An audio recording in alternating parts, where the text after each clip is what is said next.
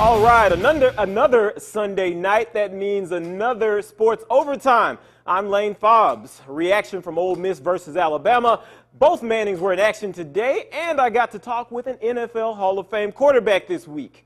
That's all ahead, but first, it's hard to believe, but it's already week 6 of high school football. Let's check out some of the highlights from last Friday. We're going to start with our game of the week. Leland is at O'Bannon. Third quarter is where we're going to pick it up. The Green Wave defense is working overtime. Takarius Jones from Leland throws that interception to Xavier Redmond. He puts O'Bannon in business, and on the very next play and possession, you're going to see the ball being handed off to Centaurus Washington. You know what? Centaurus said he has 2 cousins, 10 homeboys that play at Leland. They were all talking trash about how they were going to have the last laugh in this game. The Green Waves had actually got the last laugh in this one. And, you know, I don't know why this lady was embarrassed to be on TV. She was supposed to be cheering for her Green Waves. She won't be embarrassed for this one. Here's Centaurus Washington again with the touchdown run. O'Bannon dominates in this game 42-6. We're going to jump ahead now, head up 61 north to Cleveland, where it was Cleveland taking on Eastside, the Battle of Highway 61. They even got a nice trophy there, some big market sponsorship, all that good stuff. First quarter is where we start. The Eastside running game was kind of ground to a halt in this one. Quadre Butler is brought down by Austin Killion right there. That puts the Wildcats in business. Check this out. This is an Anadante Maxey run for Cleveland. He's going to get down all the way right there, macking and attacking into the red zone. And here is Vontae Dorsey on the next play, the quarterback. He's going to reward Anadante Maxey. Give him the touchdown, man. There you go. That's how you make it work. Cleveland goes on to win this game 22-8. Let's head on to Greenwood now, where it was their homecoming for the Bulldogs. All the little boys and girls all dressed up and nice. You know, I never went to a homecoming dance when I was in high school. But anyway, we're going to pick it up right now with the Wildcats, I should say, of Wilkinson County are trying to make something happen. That was number 5, Devin Voorhees with the quarterback keeper, dragging all the defenders with him for the first down. And on the next play, he hits his wide receiver, Darion Peterson, for the very nice gain. And later on in the drive, it's going to be 4th and goal, and the Wildcats get stuffed in the backfield. It's a turnover on downs. The Bulldog defense, they were working hard in this game. This Greenwood Bulldog mama loves it. I love the Greenwood sidelines. There's always some Wild Rabbit fans. Everybody's going crazy on there, and they go crazy for this one. Bulldogs on offense. There's a reason Sammy Epps was in our countdown of the 16 best players in the Delta. There he is, a top 10 play nominee for later on in the show, dragging his feet. However, that drive would stall. But the Wildcats, here they are back on offense, and they waste no time. That's Voorhees going deep to number 10. Allenze staggers for the touchdown. 2-point conversion was good, but Greenwood wins the game 26-20. All right, Greenville Weston, our next game. They had their homecoming as well. They were taking on Jackson Murrah, and here's Marquis-Sean Chapman for Murrah. He's going to get hit by Jerry Green. I heard Dan Mullen was there from Mississippi State, the head coach out there. Maybe he went to see Jerry Green. He also probably wanted to check out Malik Deer for Murrah. There he is with the quarterback keeper. Rinse, shower, repeat. When it's working that well, there's Mr. Deer again. He doesn't really look like a deer in headlights. He looks like a deer about to bulldoze some people. And here he is one more time. Why not reward the young man? Let's get it in with the touchdown run, just taking everybody with him, every defender. And Murrah goes on to win this game 33-13. It was a homecoming theme in the Delta. Amanda Elsie taking on Marshall. You know what? Elsie didn't even know if they were going to get to play this game or not because of the takeover of the LaFleur County schools. They were able to play this game. There's Coach Eric House getting his team focused on the task at hand. Let's see how they responded to the adversity. We're going to pick it up midway through the first. It's a bad snap from the Tigers that eventually led to a touchdown for LZ. The 2-point conversion was good, and it's 16-0 LZ right now. And later on, after a Marshall 3 and out, here it is again. My favorite rule in calling plays. If we show you a punt or a kickoff, something big is about to happen. Number 8, there he is, Denarius Howard for the Panthers. No different. He takes the punt, weaving his way through the Tigers special teams, had the Madden highlight stick working overtime, taking it all the way down to the 10-yard line. putting the Panthers of LZ up and in business. And on the very next play, here's Decarius Prayer running a read option, keeps it himself for the easy score. 2-point conversion was good, 24-0, and LZ goes on to dominate this game, 47-0. Finally now, let's check out Shaw and JFK Mound Bayou. This is the final tune-up for the Hawks before district second quarter. Shaw cannot get into the end zone on 4th down. They're known for being a running team. We're not able to run it right there and make it happen. But here's a gift from Mound Bayou in the form of a fumble just before the half, so JFK is not able to do anything. But JFK Mound Bayou does win the game 22-20. Well, make sure you come back because right after the break, we're going to hear from Ole Miss after their game at Alabama, and you'll see my chat with an NFL legend. But first, here's some high school scores. This is overtime.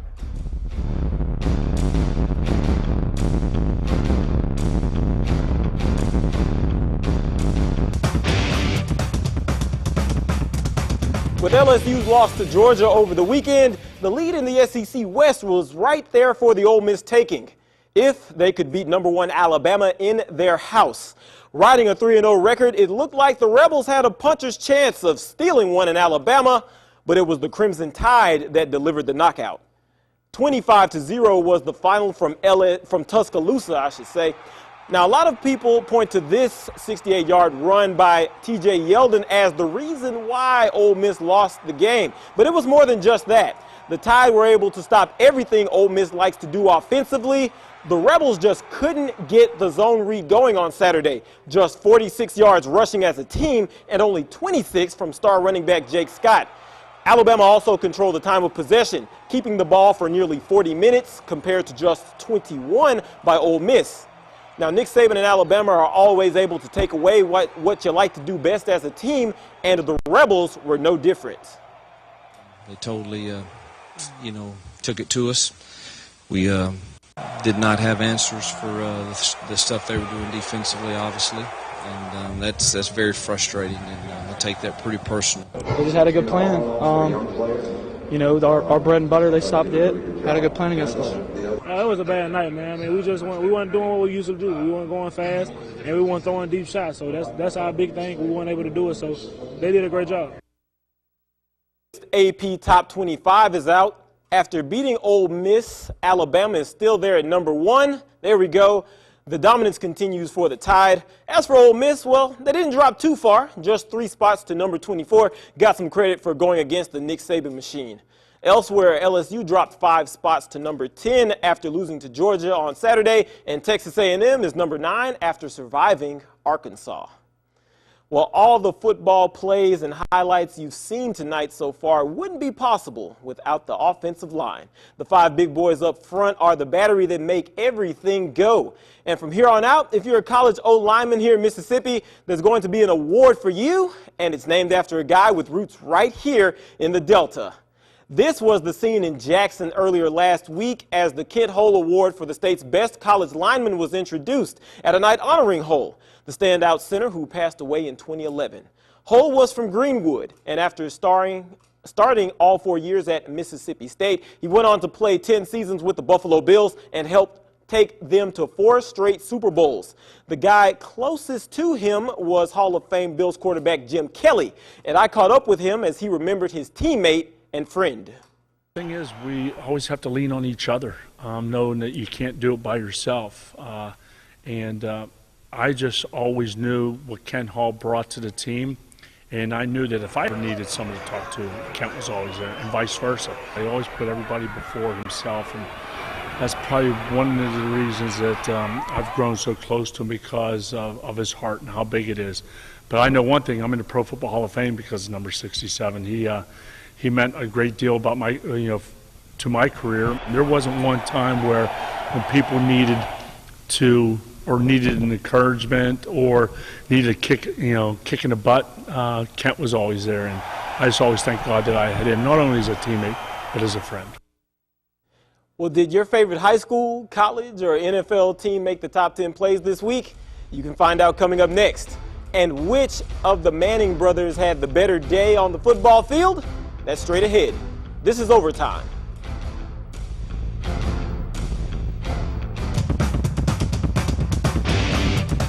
Welcome back. Well, it's the classic question of, can little brother ever be better than big brother? Both Mannings were in action today. Let's check out how they did. We're going to start it off with the Broncos. Peyton Manning's Broncos. They're at home taking on the Eagles. Broncos strike first with that pass to Wes Welker for the touchdown. 7-0 Broncos, and later on in the third quarter, Peyton Manning, there he is with a touchdown pass to Demaryius Thomas. Manning had 327 yards on the day. 28-13 Broncos until this happens. Another Manning touchdown to Demaryius Thomas. Macking and attacking. Thomas had 2 touchdowns of his own, and why not? Here's another one of Manning's favorite new targets they got over the summer, Wes Welker. Manning had 4 touchdown passes on the day. He now has 16 on the season. That's the most in NFL history through 4 games, and the Broncos go on to win this one 52-20. All right, let's see how little brother Eli Manning did. The New York Giants traveled to Kansas City, taking on the Chiefs. Here's Eli Manning with a 69-yard touchdown bomb to Victor Cruz, and he takes it the rest of the way. The Cruz missile to tie the game at 7. Get your salsa dance on, man. There you go. That was Manning's 1 touchdown of the day. And here is former Ole Miss running back Dexter McCluster. If we show you a kickoff or a punt, you know something happened. There's the spin move, gets past a few Giant defenders. Another one of the Giant special teams. He just has the punter to beat. You know how that goes usually. Takes it all the way to the house to make the score 17-7 Chiefs. And he even tries to disrespect Victor Cruz with the fake salsa dance. What's going on with that? I know what's going on right here. That was an Alex Smith touchdown pass to Jamal Charles, and the Chiefs go on to win this game 31-7. All right, now let's head out to Tennessee now. Jake Locker and the Titans are taking on the New York Jets. Scary moment for the Titans right here, though. Check this out. Jake Locker misses Nate Washington there, but more important, there he is lying on the ground. Collective Titan breaths are held. It looked like his knee was hurt, but they say it's an injured hip. Right now, no official timetable on his return, but he did give the thumbs up right there. So no Jake Locker the rest of the game, but you're playing the Jets. You really don't need your starter. Check this out. Geno Smith tried to do a reverse fumble, I guess. I'm not really sure what was happening right there. At any rate, Carl Klug for the Titans is able to recover in the end zone. 31-6 Titans at that point. And later on, you have to check out Ryan Fitzpatrick, the backup for Jake Locker. This is a top 10 play nominee. He's back to throw, has all day, great offensive line work. And there is Nate Washington. He headbutts the Jet defender and the referee all the way, skips to Malu into the end zone. Hey, my man Dion, who works for us behind the scenes, gave me this stat. The Titans are just the 2nd team in NFL history with no turnovers through their first 4 games. That's usually a formula for success, and it was for the Titans today. They hammer the Jets 38-13. Well, you'll have to wait until tomorrow night for the Saints to play, but it'll be worth it because they'll be on Monday Night Football taking on the Dolphins. Now, both Miami and New Orleans come into the game with undefeated records. Both teams are 3-0 so far. Now, for the Saints, everyone's happy to have head coach Sean Payton back on the sidelines. And, of course, there's Drew Brees. Now, Saints fans are used to having a good quarterback these days, but after about 15 years and probably about as many quarterbacks, the Dolphins may have found theirs in Ryan Tannehill. He's come a long way in year 2 and may offer a good test for the Saints defense. He certainly has the attention of Saints head coach Sean Payton. The first and foremost important thing is leading his team to wins. I think that he's got the arm strength, he's got the size, athleticism, and you know you can see on tape, you know how much how much progress he's made in the early part of this season. So did your favorite team make it this week? I'm talking about everyone's favorite feature in the Delta, the top 10 plays of the week. We're going to start with number 10, heading out to Greenwood. It was their homecoming. Wilkinson at Greenwood. Here's Quadre Briggs with the rollout. He finds Sammy Epps, and he's going to toe the line for the catch. You have to check it out one more time. There's a reason he's going to Ole Miss, a reason Coach Hugh Freeze wanted him, because he's able to make plays like that. Greenwood goes on to win the game 26-20. We're going to go on to our number 9 play now. Delta State at home for their home opener, taking on Florida State. Check this out. Big hit by Trenton Warren on the Florida Tech wide receiver. Check it out one more time. Just barrels them over. No, you're not getting any yards today, Playboy. That is how Delta State, that's at least how the defense works. We'll see more from them later on. Number 8 now, Jets at Titans. Here is Jake Locker's backup, Ryan Fitzpatrick, all day to throw 77 yards, I should say, out to Nate Washington, and he takes it in the rest of the way. You have just headbutts the Jet defender and the referee. There they are, kind of struggling to get up. Don't really know what happened right there. Stars in their eyes. Titans win the game 38-13. Number 7, Marshall is at Amanda Elsie. It was Amanda Elsie's homecoming. Here's Denarius Howard with the punt return. I love punt return and kickoff returns. They're so much fun when we show them. There he is right there with the highlight stick, working overtime, gets down to the 10-yard line for Amanda Elsie. They would later score actually on the very next play, and Elsie wins big in their homecoming game, 47-0. Number 6 now, Eagles at Broncos. Peyton Manning, just another day at the office. Hits Demaryius Thomas right where you want it. Check it out one more time. Great grab by Demaryius. The Broncos dominate. They hammer the Eagles 52-20. Number 5 now, it's Florida Tech again. We're going to head back to Cleveland there, taking on Delta State. Bobby Vega, I'm not really sure what he was looking at, but he throws the pick 6 to Jeremy Davis. Jeremy's like, okay, we'll make it happen. Leland versus O'Bannon, number 4. Check it out, Centaurus Washington with the big-time run up the middle, slicing and dicing, weaving his way down. He'll be fresh to death with the refs watching. O'Bannon hammers and dominates the Leland Cubs 42-6. Number 3 now, Giants at the Chiefs. Here's Eli Manning with the 69-yard bomb to his favorite target, and your favorite target if he's on your fantasy team, Victor Cruz. Hit with the Cruz missile, getting the salsa on one more time. We'll go back to that game. Number 2, back to Cleveland. Delta State taking on Florida Tech. Check this out. Travis Champion with a very nice pass to Patrick Bethley. We picked this one because you got to see it one more time. If you're a wide receiver, this is exactly where you want it. He's able to catch the ball as Bethley and kind of toe the line a little bit. Delta State dominates Florida Tech 52-31. And the number 1 play, if you're an Ole Miss fan, Chiefs taking on the Giants. Punt, former Ole Miss great Dexter McCluster, 89-yard touchdown run. He's able to take it all the way down to the house, weaving past defenders, and the Chiefs go on to win this game 31-7. All right, that's going to do it for overtime. But before we go, remember, it'll hurt, it'll take time, it'll require dedication and even sacrifice, but it'll be worth it. We'll see you next week.